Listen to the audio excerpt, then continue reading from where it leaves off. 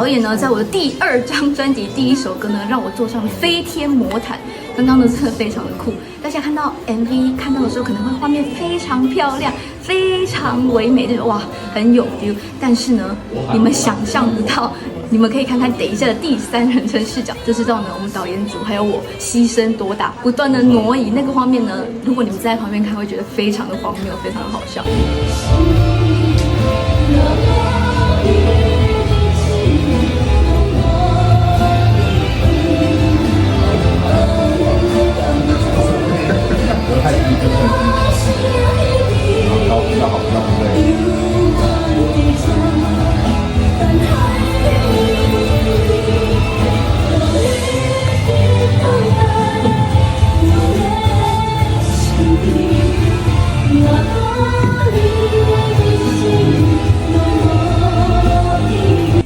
来录第2张专辑的第1首歌曲《望你紧回来》，当时候在挑的时候就非常的喜欢这首歌，有一点